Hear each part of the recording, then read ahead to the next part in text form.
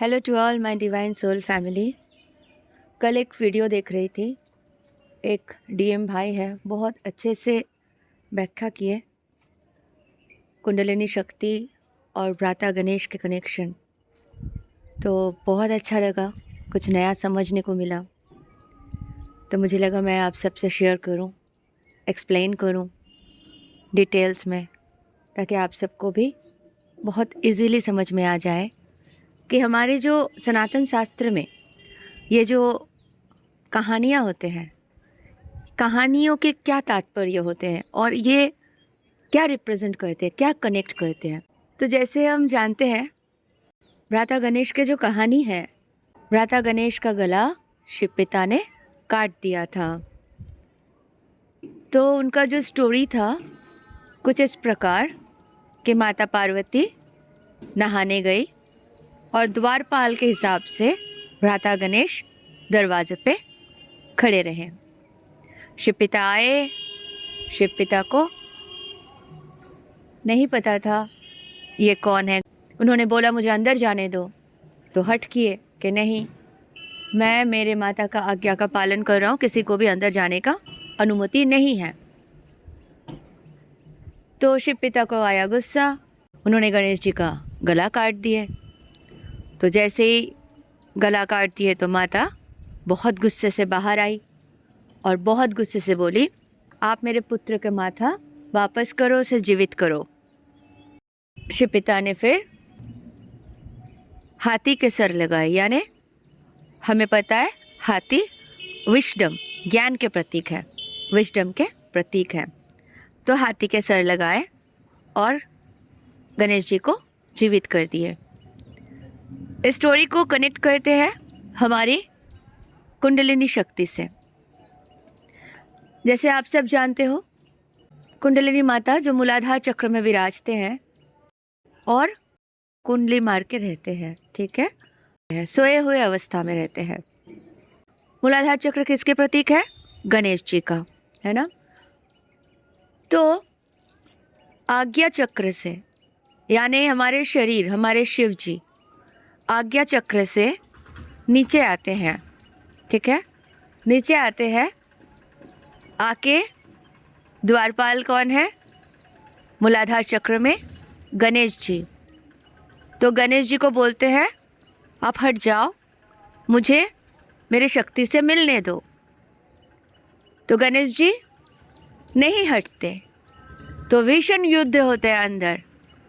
युद्ध होने के बाद गणेश जी को हटा दिया जाता है।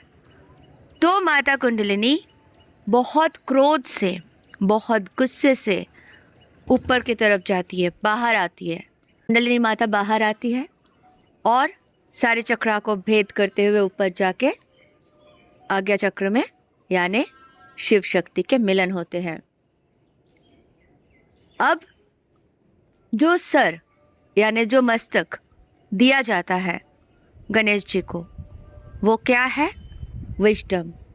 यानी जब पहले होते हैं मूलाधार चक्र, जब कुंडलिनी माता सुप्त अवस्था में रहते हैं, सोए हुए रहते हैं, तो वो शक्ति जब जागरूक नहीं होती है तो हम क्या करते हैं, कुछ भी होते हैं हमारे साथ। यानी जो गणेश जी विघ्नहर्ता है, बाद में शिवजी द्वारा उनके जो विजडम के सर दिया गया, उसमें वो बन गए विघ्नहर्ता।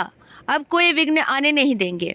अब नॉलेज है ना, ज्ञान है, क्योंकि शिक्षा ग्रहण किए हैं। और पहले शिव जी से, यानी आज्ञा चक्र से मिलन से पहले क्या हुआ था?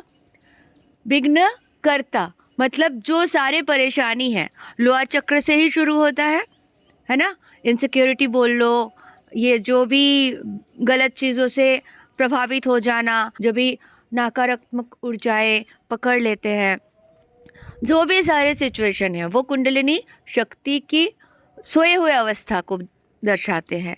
जब वो जाग जाते हैं, यानी शिव जी से जाके मिल के आते हैं, तो गणेश जी को क्या मिलता है? विजडम का एक सर, नॉलेज का।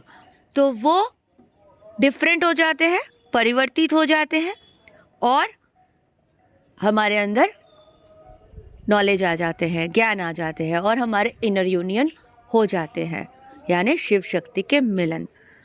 तो ये स्टोरी से हमें इतना पता चलता है कि ये जो भी बाहर शास्त्र के द्वारा हमें सिखाया गया है, बताया गया है, इसका एक बहुत बड़े भूमिका है हमारे इस शरीर को लेके। तो इन चीज़ों को समझते हुए, पहले क्या था, मुनि ऋषि गुरुकुल जो चलाते थे, गुरुदेव ये स्टोरीज बता के बच्चों को सिखाते थे एंड हमारे अंदर की जो सिचुएशन है वो भी एक्सप्लेन करते थे, जो आज के समाज में नहीं है। बहुत सारे लोगों को इतना पता ही नहीं है कि कुंडलिनी शक्ति होते क्या है ना। लेकिन उस समय समझाया जाता था, सिखाया जाता था, एक्सप्लेन किया जाता था, स्टोरी के माध्यम से बताया जाता था ये कुंडलिनी शक्ति किस तरह से शिव से मिलते हैं और किस तरह से पहले जो गणेश विघ्न करते थे वही जाके जब शिव पिता से गला कटने के बाद विजडम के सर लग जाते हैं तो वही गणेश विघ्न हरता है। तो ये चीज़ बहुत ही प्यार से दर्शाया गया है। मुझे बहुत अच्छा लगा कल ये कॉन्सेप्ट सुन के एंड आप सबको भी आशा करती हूँ समझ में आ रहा है। एक्चुअली अभी जो परिवर्तन की स्थिति है जो हमारे धरती में चल रहा है फ़िलहाल, तो ये परिवर्तन होते जा रहा है। परिवर्तन मतलब देखिए, जो प्रजाति होते हैं ना, बहुत सारे प्रजातियाँ विलुप्त हो जाते हैं तो अपडेट होते हैं, न्यू प्रजाति आते हैं, न्यू तरीके से आते हैं। तो बहुत सारे ऐसे प्रजातियाँ हैं जो ऑलरेडी विलुप्त हो चुके हैं। अब मनुष्य के बारे में अगर हम बात करें तो मनुष्य भी विलुप्त के कगार में है, क्योंकि जो मनुष्य ने किया है, जो उनका देन था वो सही नहीं था, उचित नहीं था, स्वार्थी भावना था। बहुत सारे ऐसे चीज़ मनुष्य ने कर दिया है जो प्रकृति के विपरीत है और प्रकृति के विपरीत होने के कारण ही ये विलुप्त के कगार पर है। रिसर्च बताते हैं कि मनुष्य के जो विलुप्ति है आज से 40 से 50 साल के अंदर संपूर्ण हो जाएंगे। नेक्स्ट 40 to 50 ईयर्स में मनुष्य विलुप्त हो जाएंगे। ठीक है, ये जो प्रजाति है मनुष्य के। तो अब आप समझ रहे हो ये जो परिवर्तन शुरू हुए हैं, जो हम बोल रहे हैं हम अब कलयुग के संध्या में हैं, इसके आगे जाके जैसे ही हम 30 तक में पहुंच जाएंगे सतयुग के सीढ़ी में, है ना। तो 30 से लेके आगे के कई सालों तक सतयुग के प्रारंभ हो जाएंगे और पूर्ण सतयुग आने में अभी भी 40 से 50 साल है।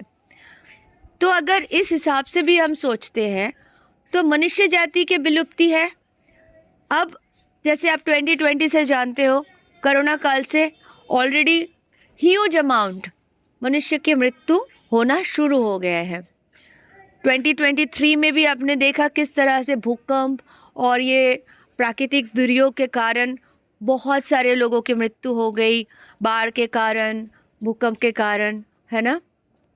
रोज़ सुनने को आ रहा है कहीं फ्लाइट क्रैश हो रहा है, तो कहीं कुछ जल जा रहे हैं, तो कुछ ना कुछ तो हो रहा है। अब 24 में बहुत सारे भविष्यवाणी भी है और रिसर्च भी है कि बहुत सारे चीज़ें देखने को मिलेगा। 2025 में जैसे विश्व युद्ध के प्रारंभ हो ही रहे तो वो भी हो जाएंगे। तो आप समझ सकते हो कैसे लाख लाख लोगों की मृत्यु के एक धारणा आ रहे, एक रिसर्च आ रहे, एक बहुत सारे भविष्यवाणी के रूप में हमारे सामने आ रहे। तो इससे हम समझ सकते हैं कि जो रिसर्च था, जो भविष्यवाणियाँ थे, तो उसमें बताया गया था 70% मानव के मृत्यु हो जाएंगे, यानी 30% बचेंगे। अगर 30% बचते हैं तो 30% में भी ऐसे हैं जो कुछ लोग जैसे डिवाइन फेमिनाइंस हो गए, स्टारशीड्स हो गए, जो स्पिरिचुअल जर्नी में है, जो गुरुज है, जो सिर्फ धर्म के साथ चल रहे हैं, जो नेचुरल बीइंग्स है, जो आर्टिफिशियल लाइफ को प्राधान्यता नहीं देते, है ना, प्रायोरिटी नहीं देते, जिन्हें नेचुरल तरीके से जीना पसंद है, इन लोगों के जो ग्रुप है, यानी हम लोग जो DMDF सारे लोग हैं, ये एक ग्रुप में विभाजित होके अपग्रेड हो जाएंगे। अपग्रेड हम कैसे होंगे कि हम एंजल्स की तरफ जा रहे हैं तो हम एंजल्स बन जाएंगे, यानी हम मनुष्य नहीं रहेंगे। हमारे समय के साथ साथ हाइट भी बढ़ जाएगा, हमारे अंदर चेंजेस भी आएंगे, ठीक है। और हम हो सकते हैं जीवित रहे, हो सकते हैं शरीर छोड़ के दूसरे हमारे जो डायमेंशन से हम आए हैं वहाँ चले जाए। वो हमारी इच्छा के ऊपर या हमारे मिशन के ऊपर रहेगा, जो भी हमारे कर्म होगा ये हम करते जाएंगे। और एक ग्रुप होंगे जो दूसरे उपग्रह में चले जाएंगे। ऑलरेडी एडवांस सोल या फ्यूचर से आए हुए कुछ सोल्स हैं जो आप जानते हो यहाँ पे ऑलरेडी बहुत बड़े बड़े पोस्ट में हैं, प्रेसिडेंट से लेके टॉप बिजनेसमैन से लेके ऐसे बहुत से लोग हैं जो फ्यूचर से आए हुए हैं। तो उनको पता है वो भी आगे निकल जाएंगे, तो वो भी अपग्रेडेड है, वो भी अपग्रेड कर रहे हैं। चाहे वो माइक्रोचिप बिठा के आगे चल रहे हो, आर्टिफिशियल लाइफ को एक्सेप्ट कर रहे हो, जो भी कारण से वो कर रहे हो, जो भी उनके इंटेंशन है, जो भी उनके सोल मिशन है, वो अकॉर्डिंग टू दैट करेंगे। तो ये 2 भाग में विभाजित हो जा रहा है, ये तो क्लियर है। तो जो बाकी के लोग हैं जो नॉर्मल लाइफ जी रहे हैं, तो इनमें से 70% तो चले जाएंगे, कुछ इधर आएंगे, कुछ उधर जाएंगे, और कुछ शरीर छोड़ के, देह छोड़ के, धरती माँ को छोड़ के विदा लेंगे। तो ये सिंपल सी थ्योरी है। मैंने कुछ रिसर्च भी किया और आगे भी पहले भी बहुत सारे ऐसे वीडियोस बनाए थे, तो उससे भी पता चला था। तो ये चीज़ बहुत सिंपल है। आप सब इसीलिए ग्रोथ पे आओ, आगे बढ़ो, क्योंकि एंजल्स बनना है, अपडेट करना है, अपग्रेड करना है, ठीक है। और एक दूसरे प्रजाति में पहुंच जाएंगे हम सब। तो यही है सतयुग के गूढ़ रहस्य, जो आशा करती हूँ आप सबको अच्छा लगा। एंड आगे भी जो भी मेरे रिसर्च के द्वारा मुझे मिलते जाएंगे इन्फॉर्मेशन, मैं अवश्य शेयर करती जाऊंगी। Thank you so much, love you all, God bless you all.